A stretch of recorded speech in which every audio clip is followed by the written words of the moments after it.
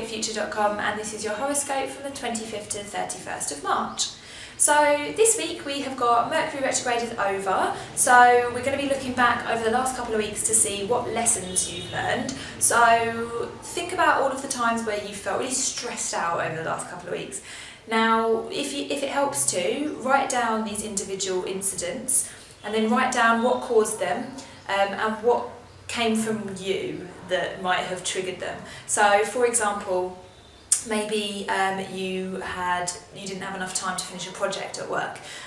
So why did that make you feel so upset or so stressed? Was it because you didn't want to look bad in front of your boss? Was it because you felt overwhelmed? Was it because you had too many people asking you for help, like colleagues and things? Like, think about the issues that actually it brought up for you, and then think about what the belief is behind that. So was the belief that you know, if you're worried about what your boss thinks of you, is that because you think maybe you're not good enough and you need to show that you're good enough all the time?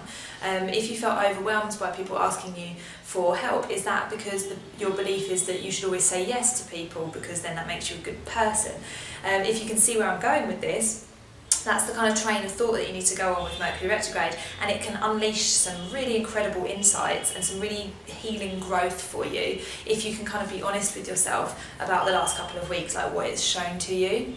So then on top of that, we've got Venus moving into Pisces. So when you do this work, this Mercury retrograde digging, just be really, really compassionate, really soft, really gentle, really forgiving with yourself. So if you find that you have some kind of big crazy belief like I'm not good enough, and that is obviously a negative belief, don't be like, oh, you know, I shouldn't have that belief, and be really hard on yourself. Be really soft and sensitive. Like, imagine that you're talking to your best friend and your best friend says to you, you know, I don't believe that I'm good enough. What would you say to your best friend? You'd probably say, whoa, what are you talking about? You're amazing, you're beautiful, you're wonderful, you're smart, you're everything.